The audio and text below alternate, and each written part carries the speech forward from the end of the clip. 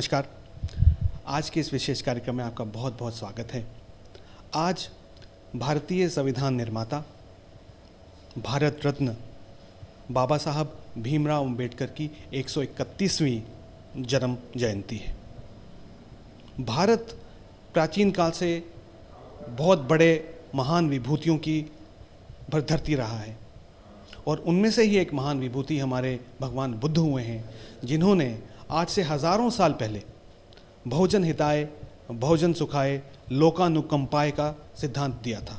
यानी सबका साथ हो, सब सुखी रहें, सबका हित हो और सब पर ईश्वर की कृपा बनी रहे। इसी सिद्धांतों पर चलते हुए हमारे संविधान निर्माता ने इसको हमारे कॉन्स्टिट्यूशन में, हमारे संविधान में स्थान दिया। और आज हम देख रहे हैं कि directive principle of state policy जो है और भारत के जो संविधान है उसके बहुत सारे आर्टिकल्स हैं, उन सब में यही भावना जो है वो उभर के आती है। और यदि हम आज के परिप्रेक्ष्य में बात करें तो बाबा साहब के कदमों पर चलते हुए भारत के यशस्वी प्रधानमंत्री श्री नरेंद्र मोदी ने भी यही बात जो बाबा साहब ने कॉन्स्टिट्यूशन लिखते समय कही थी, उसको अपने शब्दों में आज कहा है। वो ये कहते हैं कि सबका साथ हो, सबका विकास हो और सबके विश्वास के साथ एक काम हो। तो एक तरह से वो भी उनके बनाए हुए या उनके दर्शाए हुए मार्ग पर चल रहे हैं।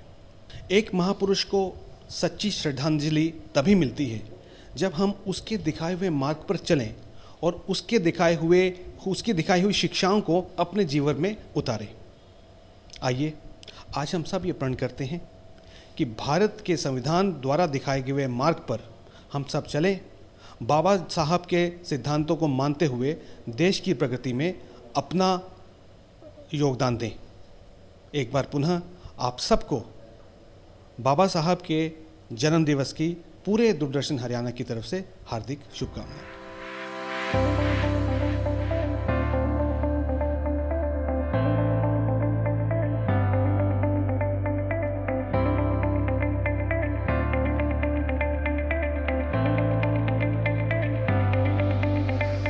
आज सारे देश में बाबा साहब डॉक्टर भीमराव अंबेडकर का जन्मदिन हर्षोल्लास के साथ मनाया जा रहा है।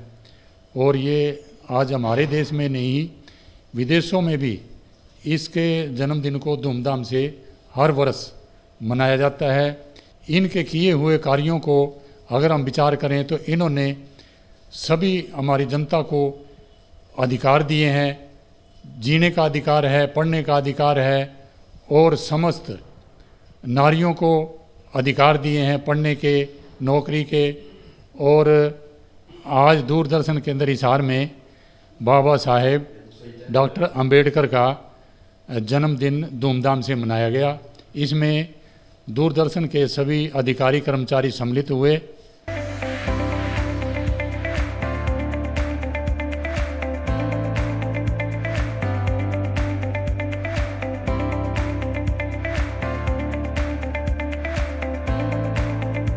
आज बाबा साहब भारत रत्न डॉक्टर भीमराव अम्बेडकर की 131वीं जन्मशती मनाई जा रही है। किसी भी महापुरुष के जन्मदिन को मनाने का उद्देश्य यही होता है कि उनके द्वारा किए गए कार्य को ये रिकॉल करने का अवसर होता है। डॉक्टर भीमराव अम्बेडकर ने अपने संविधान निर्माता ही नहीं, उन्होंने और बहुत से महान कार्य किए हैं। वो मूर्ति पूजा के भी बहुत विरुद्ध थे। उन्होंने कहा था कि मैं मूर्ति में नहीं हूँ, किताबों में बसता हूँ। मुझे मूर्ति के बजाय किताबों में ढूंढो, यदि मुझे ढूंढना तो किताबों में पढ़ो। उसी प्रकार से इन्होंने मंदिर में जाने वालों को कहा था कि जिस दिन मंदिर में जाने वाली भीड़ पुस्तकालय की तरफ मुड़ जाएगी, उस दिन भारत को विश्व की महाशक्ति से बनने में कोई रोक नहीं सकता। इसके साथ ही मैं भीमराव अम्बेडकर जी की जयंती पर नमन करता हूँ।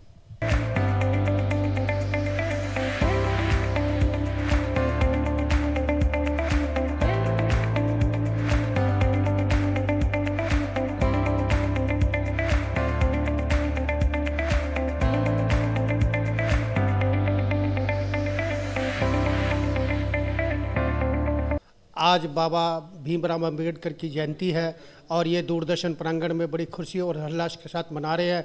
बाबा साहब का एक ही था, आज जयंती पे हमें एक ही प्रण लेना चाहिए कि सभी को शिक्षित होना चाहिए, संघर्ष करना चाहिए, संगठित होना चाहिए।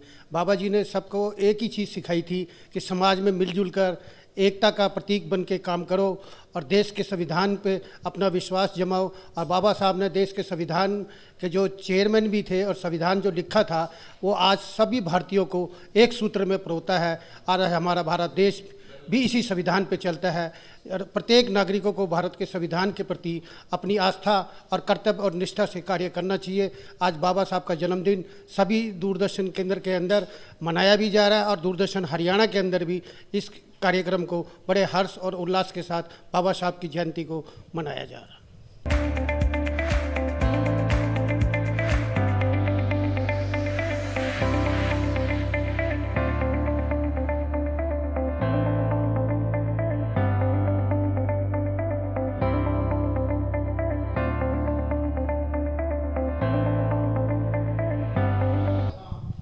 आज डॉक्टर बाबा साहब भीमराव अम्बेडकर का जन्मोत्सव डीडी के हिसार में बड़ा प्रसन्नतापूर्वक मनाया जा रहा है। मैं उनकी कुछ बातों पर प्रकाश डालना चाहता हूँ। जब हमारा देश आज़ाद हुआ तो देश के सामने सबसे बड़ी समस्या ये थी कि पावर्स हमारे पास आ गई है, पर अब देश का विकास कैसे किया जाए। इसके लिए डॉक्टर भीमराव अम्बेडकर ने सबसे पहला सुझाव तो ये दिया कि पर्सन टू पर्सन जब आदमी चेंज होता है तो उसके विचार चेंज हो जाते हैं। इसलिए ऐसा कोई सिस्टम होना चाहिए कि जिससे हमारे देश में जब भी कोई नेता अधिकारी चेंज हो पर वो निरंकुश ना हो सके। इसके लिए उन्होंने एक संविधान बनाने का सुझाव दिया और वो लिखित में दिया ताकि कोई भी राजनेता अधिकारी आए तो वो उसके अनुरूप ही चले, अपनी मर्जी ना चला सके। साथ में ये हुआ कि पूरे देश का विकास करना है तो विकास कब होगा, जब जितने भी स्त्री पुरुष किसी भी जाति वर्ग के हों सभी मिलकर प्रयास करें। तो उन्होंने देखा कि समाज के अंदर कुछ वर्ग तो काफ़ी पिछड़े हुए हैं, कुछ बहुत आगे गए हुए हैं, किसी को मौका मिलता है किसी को नहीं मौका मिलता। तो इसके लिए उन्होंने मंथन किया तो उन्होंने निष्कर्ष निकाला सबसे पहले सबको एजुकेशन मिलनी चाहिए। जब सब लोग एजुकेटेड होंगे तभी वो कुछ अपने बारे में देश के बारे में सोच सकेंगे।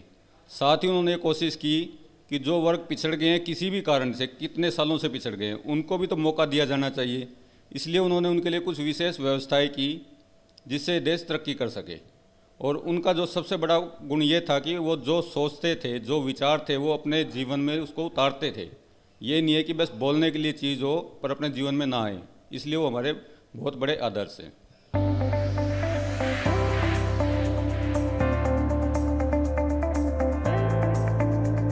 जैसा सब वक्ताओं ने कहा, बाबा साहब का संदेश भारत के लिए ही नहीं है, वो एक सार्वभौमिक संदेश है। और यही कारण है कि भारत के अलावा पूरी दुनिया में इस महत्वपूर्ण जयंती को मनाया जाता है हर वर्ष। इवन यूएन में भी, संयुक्त राष्ट्र में भी इसके महत्व को पहचाना है और वो भी अपने स्तर पर बाबा साहब का जन्मदिन बड़ी धूमधाम से हर वर्ष मनाते हैं। उनके सिद्धांतों पर चलते हुए भारत ने शिक्षा के क्षेत्र में, नारी विकास के क्षेत्र में, नारी अधिकारों के क्षेत्र में अभूतपूर्व प्रगति की है। लेकिन अभी हम अपने लक्ष्य तक नहीं पहुँचे। जब तक इक्वलिटी, जब तक समानता और अधिकारों की समानता पूरी तरह से भारत में आ नहीं जाती, तब तक हमें उनके बनाए हुए सिद्धांतों पर चलते हुए ये काम करता रहना होगा। एक बार पुनः बाबा साहब के जन्म दिवस पर पूरे हरियाणा दूरदर्शन की तरफ से आप सबको बहुत बहुत नमन।